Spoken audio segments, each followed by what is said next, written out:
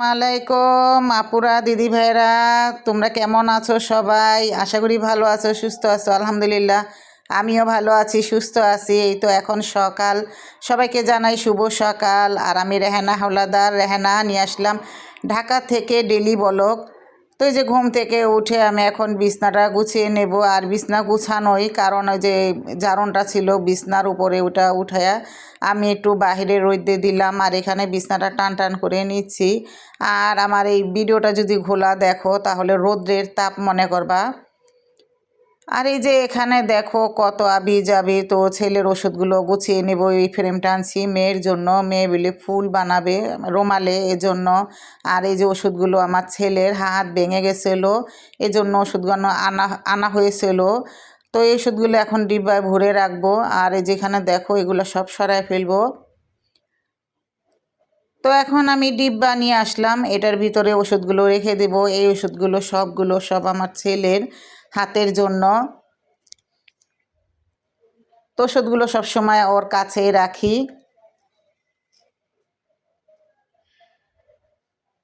আর এটা দিয়ে আমার মেয়ে মাথা আঁচড়ায় ওই গোসল করার টাইমে। আর এই যে দেখো খুব সুন্দর করে গুছিয়ে নিলাম। তো এই সবগুলো বাচ্চারা এলোমেলো করে থয়ে গুছালে কি হবে। আর এটার উপরে যে কাগজটা, এটা হলো হাতের এক্সরা। তো এটা রাইখা দিছি, আবার লাগবে 10 দিন পর। আর এখানে যে দেখো কালকে যে নিয়ে এসেছিলাম, এখানে সেটা রোজ বিস্কিট ঘিয়ে ভাজা, আর যেখানে আছে পাউরুটি। তো এইগুলো আমি সব সুন্দর করে গুছিয়ে রাখবো।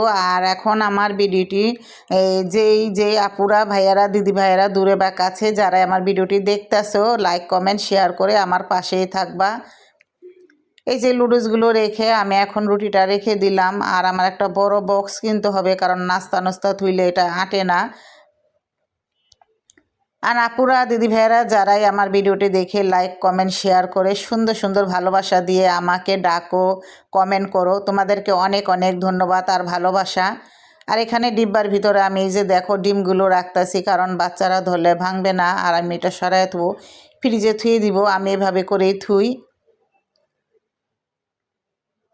আর আমি গ্রামের বাড়িতে গেলেও এরকম করে ডিম 2 আলি 3 আলি ডিব্বা ভরে নিয়ে যাই, কারণ দোকানে আমি যাই না। আমি 2 দিন 3 দিনের লেগা গেলে তো ডিমটা ঝাঁকিও লাগে না, ভাঙেও না। আর এই যে এখানে এখন আমি এই যে দেখো বলটা নামিয়ে নিচ্ছি। এই যে মাংসগুলো ফ্রিজের থেকে বের করে নিলাম, এখানে আছে মাংস। আর তেল দেখা যাচ্ছে বেশি, তো তোমাদের ভাইয়া মাইনি আমার হাজবেন্ডে বলছে মাংসগুলো ভেজে রান্না করতে। আর এই যে এখন আমি ফ্রিজ থেকে বের করে নেব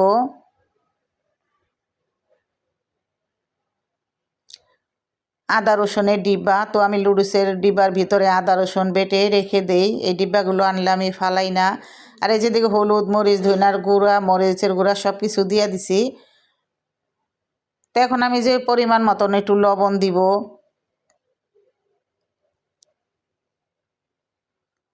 আর দিব তেজপাতা, গরম মশলা। আর এখানে আমি গুঁড়া গরম মশলাগুলো দিছি। আর এই যে এটাও দিব, এটার নাম কি আমি ভুলে গেছি, আমি জানি না। তো এই কুকারে আমি অনেক দিন ধরে করে রান্না করতেছি, এটার ভিতরে 4 জনের রান্না খুব সুন্দরভাবেই হয়। আর আমি দিয়ে দিব তেল, আর অল্প করে তেল দিব, কারণ এই মাংসের ভিতরে প্রচুর তেল আছে। তো এই যে আমি আদা রসুন বাটাটাও দিয়ে দিলাম। তো সব কিছু আমি সুন্দর করে লাড়াচাড়া দিয়ে দিব।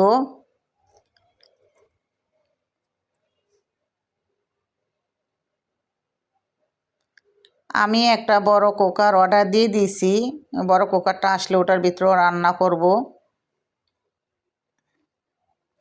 তো আমি ভালো করে মাংসগুলো লাড়াচাড়া দিয়ে দিব, আর পরে পানি দিয়ে দিব যাতে ভালো করে সিদ্ধ হয়।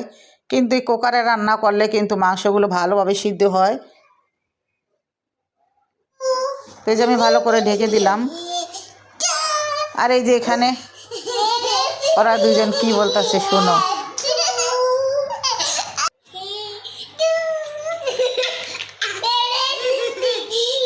ওরা দুই বোন এরকমই মিলামিশা থাকে।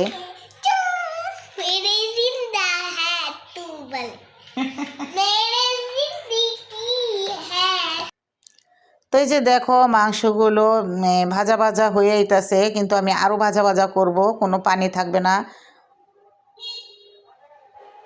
মাংসগুলো তেল থাকার কারণে বেশি ছেঁচা হয় নাই, এই জন্য আলাম আলাম দেখা গেতেছে।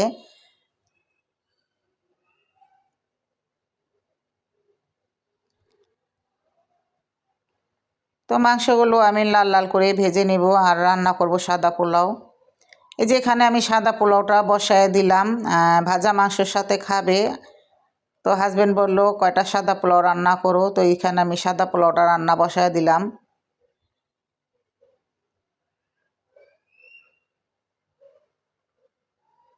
এই তো দেখো আমার পোলাও রান্না করাটা হয়ে গেছে। তো কেমন হয়েছে অবশ্যই কমেন্টে জানাইবা।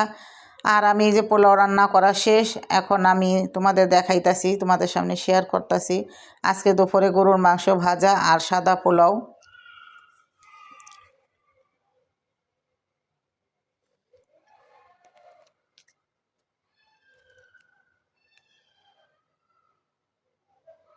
আর এখন চলে আসছে তোমার ভাইয়া, তো তোমার ভাইয়াকে এখন আমি খাবার দিব।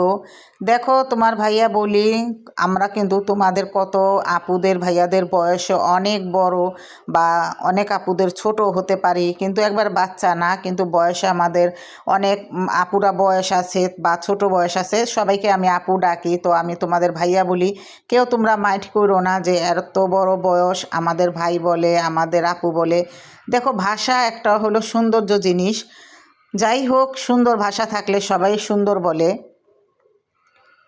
এই যে মাংস দিয়ে দিব তাকে।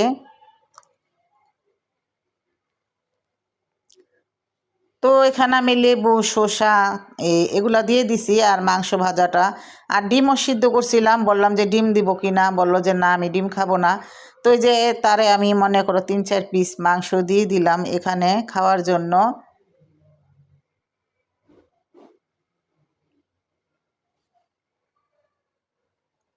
এই কই গেলেন, এই যে আপনার খাবার বাড়া নিয়ে আসলাম, তাড়াতাড়ি খেয়ে নেন। আর এই যে এখানে দেখো তোমাদের ভাইয়া লেখাপড়া মাইনে হিসাব করতে বসেছে। আর আমার বয়সে যদি ওই ভুল ত্রুটি হয়ে থাকে ক্ষমা দৃষ্টিতে দেখবা, বয়স দিতে গেলে একটু ভুল হয়, মানুষ বলতেই ভুল। তো আমি বললাম যে আগে খেয়ে নেন পরে হিসাব করেন।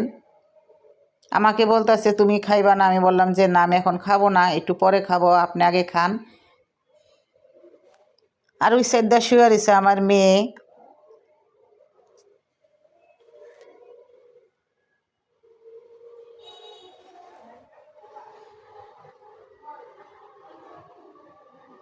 আগে শসাটা খেয়ে নিল, কিন্তু হ্যাঁ, কিন্তু শসা লেবু এটা কিছুই খাইতে চায় না, আমি বুঝায় বুঝায় তাকে খাওয়াই।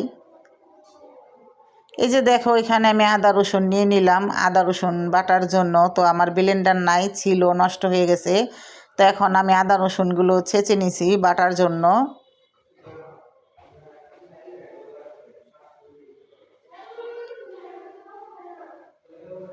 তো আদা রসুনগুলো আমি সবগুলো বেটে তারপরে রাখবো। এই আদা রসুনগুলো বাটতে গিয়ে 3-4 বার উঠলাম, রান্না যাই, নামাজে যাই, বাচ্চাদের খাবার দেই, তারপরে মনে করো গুছানো হয় না বা বাটা হয় না, এজন্য একটু দেরি হয়ে গেল।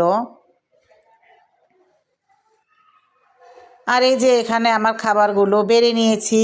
এই যে ডিম আছে, লেবু সিদ্ধ, লেবু আছে, কাঁচামরিচ আছে, শসা আছে, মাংস আছে। তো আমার ভিডিওটি আজকে এই পর্যন্ত। কি তোমরা সবাই ভালো থাকবা, সুস্থ থাকবা, সবার জন্য সবাই দোয়া করবা। তো আসসালামু আলাইকুম। আল্লাহ।